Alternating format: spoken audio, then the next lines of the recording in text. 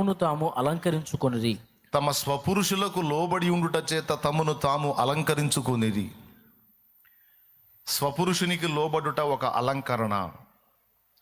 సాధువైనట్టి మృదువైనట్టి గుణము అనేది ఒక అలంకరణ. అక్కడే చెప్తాడు. ఆ తర్వాత కింద అంటాడు, ఆ ప్రకారము ఏది పరిశుద్ధ స్త్రీలు ప్రవర్తించిన ప్రకారము శారా అబ్రహాముని యజమానుడని పిలుచుచు అతనికి లోబడి ఉండెను. మీరును యోగ్యముగా నడుచుకొనుచు ఏ భయమునకు బెదరక ఉన్న ఎడల ఆమెకు పిల్లలగుదురు. ఏమిటి ఆమె సౌందర్యం అంటే ఆమె అంతరంగ సౌందర్యం. ఏమండి, ఎప్పుడైతే హృదయములో సౌందర్యము మనం కలిగి ఉంటామో బాహ్య రూపంలో కూడా ఇతరులకు మనం ఆకర్షణీయంగా కనపడతాం.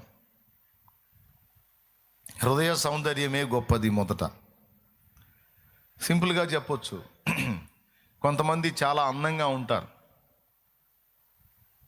కానీ హృదయం నిండా గర్వం ఉంటుంది. కొంతమంది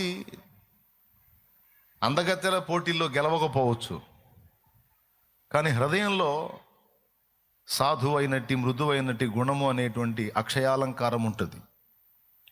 విధేయత, దీన మనసు, లోబడుట అనే బుద్ధి కలిగినటువంటి శుభగుణం ఉంటుంది.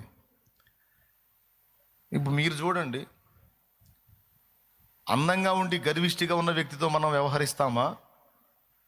కాస్త అందంగా తక్కువ ఉన్నప్పటికీ దీన మనస్సు కలిగిన వారికి మనం ఆకర్షింపబడతామా? దీన మనస్సును మించిన అందం లేదు. దేవునికి స్తోత్రం కలుగునుగాక. హల్లెలూయా. యేసయ్య అందం రహస్యం కూడా అదే. నేను సాత్వికుడను దీన మనస్సు గలవాడను అంటాడు. దీన మనస్సు, సాత్వికము, మృదు స్వభావము, అంతకు మించిన అందం ఇంకొకటి లేదు.